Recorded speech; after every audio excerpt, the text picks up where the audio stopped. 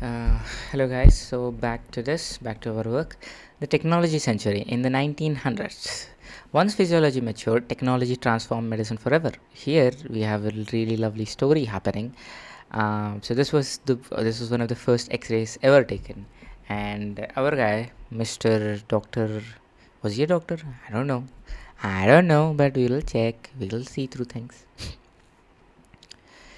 Rottingen, in 1895 came up with the concepts of X-rays. That is, you could see inside of things without cutting them.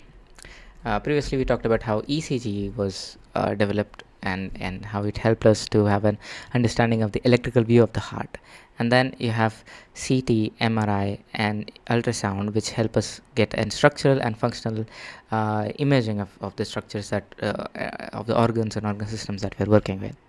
In 1950s and 60s, we came up with the ideas of ventilators and ICUs, which helped us manage physiology in real time. This transformed medicine in the or falsify hypothesis using machines.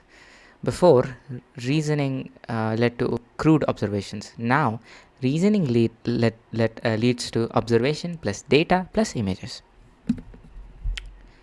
Let's first talk about X-rays.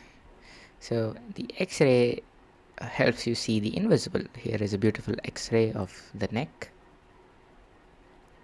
The story behind the discovery of X-rays is really fascinating. Conrad Röntgen, Röntgen is how his name is pronounced, I hope, I think so, was a German physicist who was experimenting with cathode rays. He noticed that a fluorescent glow on a screen across the room despite solid objects being in between. This way he realized that a new form of radiation was passing through the surface, and he did not know what those rays were, so he called them X-rays. X stands for a name holder, meaning unknown.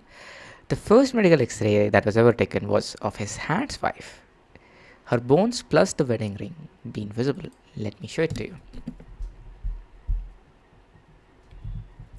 Look at this. How pretty is that? So why was it invented or discovered? Initially, it was an accidental discovery, but quickly adapted to medicine because it allows it penetrates soft tissues and allows the bones to be seen very clearly. And for us to be able to see foreign bodies, fractures, and lung changes.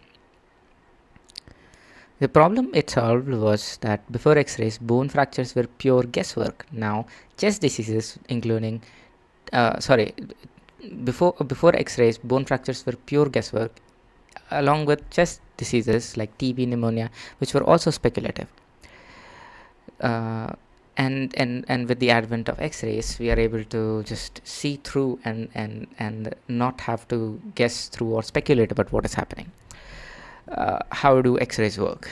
In a simple manner, how they work is high energy photons pass through the body. Dense tissues like bones absorb more, so they appear white, and air absorbs least, so it appears black.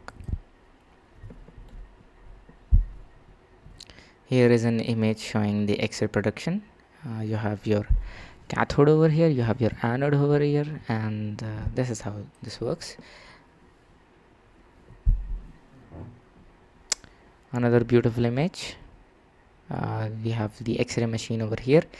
The X-ray beams are being produced, and then they fall onto a surface on the other side, and you get your X-ray. Modern uses for X-ray are we use X-rays to look at fractures, pneumonia, TB, pleural effusion, and bowel obstruction.